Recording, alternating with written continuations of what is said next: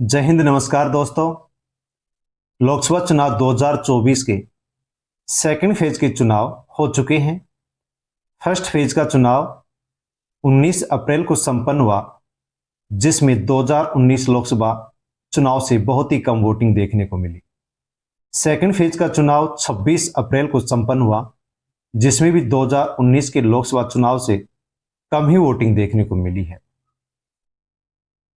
देश में आंधी, बारिश और लू ने मतदाता की परीक्षा ली, जिसमें सेकंड फेज में 64.74% ही मतदाता सफल हो पाए, यानी कि 64.74% ही लोग वोट कर पाए, जो कि 2019 के लोकसभा चुनाव से बहुत ही कम है।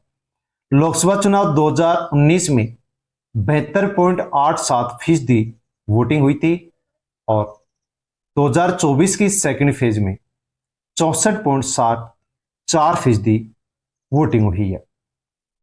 दोस्तों, वोटिंग कम क्यों रही, इसका क्या कारण है, इसके बारे में यदि एनालिसिस किया जाए तो 2019 के लोकसभा चुनाव में भी इतनी ही गर्मी थी जितनी लोकसभा चुनाव 2024 के समय है, लेकिन फिर भी वोटिंग कम रही। मतदाता में उदासीनता रही, जिसका परिणाम 4 जून 2024 को आने वाला है। लोकसभा चुनाव 2019 में सेकंड फेज में 72.87% वोटिंग हुई थी।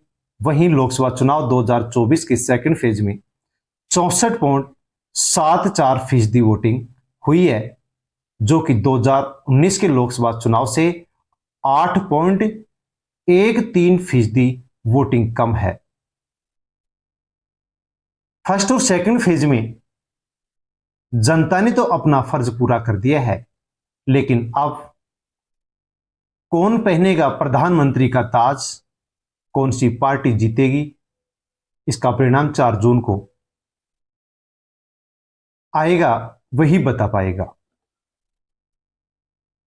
दोस्तों, यदि हम राजस्थान की बात करते हैं तो 2019 में फर्स्ट फेज में 63.71% वोटिंग हुई थी और 2024 के लोकसभा चुनाव में फर्स्ट फेज में 58.28% वोटिंग हुई है, जो कि बहुत कम है। 2019 लोकसभा में सेकंड फेज में 68.42% वोटिंग हुई। लोकसभा चुनाव 2024 में सेकंड फेज में 64.56% वोटिंग हुई है। 2019 लोकसभा चुनाव में 66.34% वोटिंग हुई थी। वहीं 2024 लोकसभा चुनाव में कुल जो वोटिंग है वो 61.60% हुई है, यानी कि यहां पर 5% वोटिंग 2019 के लोकसभा चुनाव से 2024 के लोकसभा चुनाव में हुई है। सेकंड फेज में सबसे ज्यादा वोटिंग बाड़मेर, जैसलमेर, बालोतरा लोकसभा सीट पर हुई है, 74.25%, जहां पर त्रिकोणीय श्रृंखला थी। बीजेपी, कांग्रेस और निर्दलीय उम्मीदवार रविंदर सिंह भाटी, यहां पर बम्पर वोटिंग देखने को मिली है। और राजस्थान में बाड़मेर के बाद में बांसवाड़ा के अंदर भी अच्छी बम्पर वोटिंग हमें देखने को मिली है। दोस्तों, यदि हम राज्यों की बात करते हैं तो 2019 के लोकसभा चुनाव में सेकंड फेज में और 2024 के लोकसभा चुनाव के सेकंड फेज में 8.13% वोटिंग कम हुई है।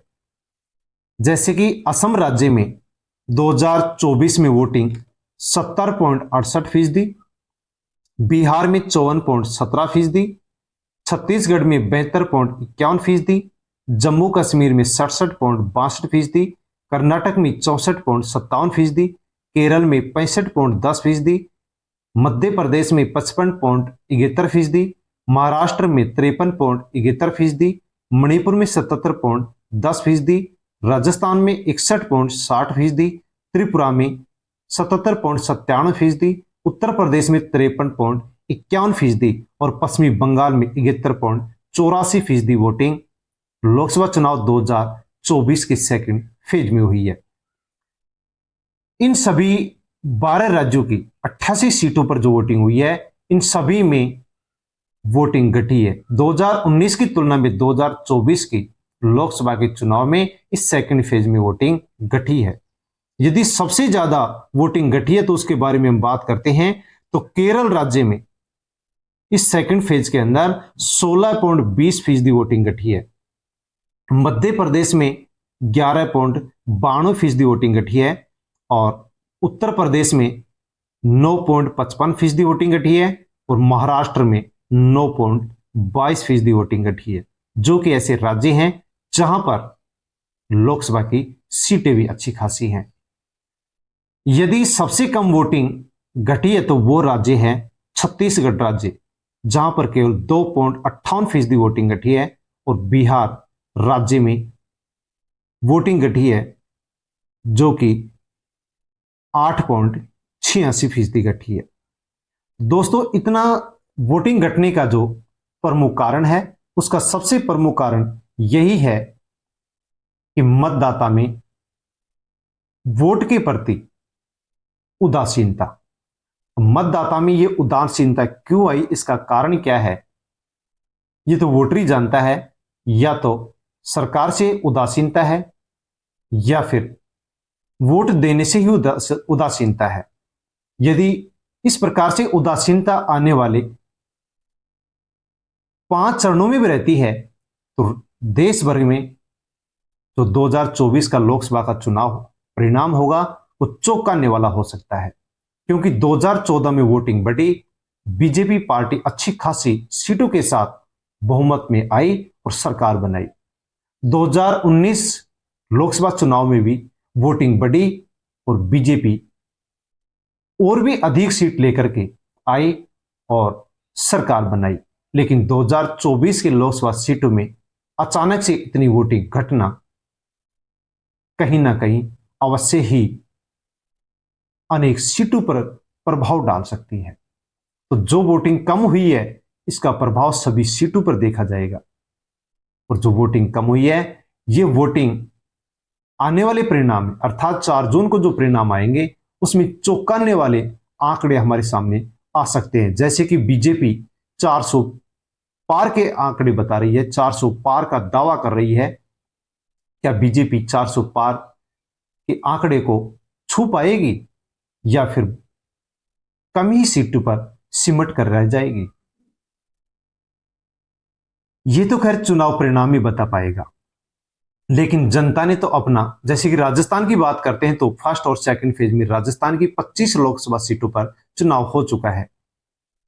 12 सीटों पर फर्स्ट फेज में और 13 सीटों पर सेकंड फेज में चुनाव हुआ है। लेकिन राजस्थान के अंदर भी बहुत ही कम वोटिंग 2024 के लोकसभा के चुनाव में देखने को मिली है। इतनी कम वोटिंग अवश्य ही मतदाता में उदासीनता दर्शाती है। मतदाता में जो उदासीनता है वो दो सबसे प्रमुख कारण है, या तो सरकार से उदासीनता या फिर वोट देने से लेने वाली जितनी भी वोट लेने वाली पार्टियां हैं उनसे उदासीनता। अब यदि बीजेपी से उदासीनता मतदाता के मन में है और वोट देने के लिए मतदाता नहीं निकला है तो अवश्य ही यहां पर फिर बीजेपी को नुकसान होगा।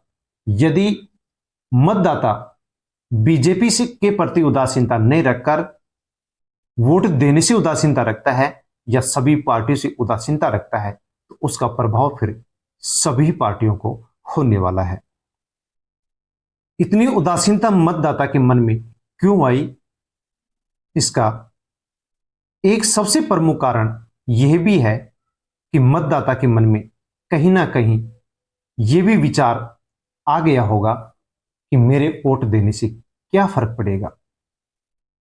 लेकिन जैसे ही फर्स्ट फेज के इलेक्शन हुए, वोटिंग कम हुई तो सभी पार्टियां सक्रिय हो गई और अपने छोटे से लेकर के बड़े कार्यकर्ता तक सभी पार्टियों ने बिल्कुल अच्छी तरह से अलर्ट कर दिया।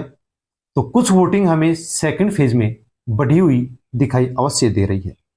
सेकंड फेज में वोटिंग बढ़ी है, इसका सबसे प्रमुख कारण है कि सभी राजनीतिक पार्टियां अलर्ट हो चुकी थी। आने वाले समय में 4 जून 2024 को ही मालूम पड़ता है कि अब किसके सिर पर ताज सजेगा।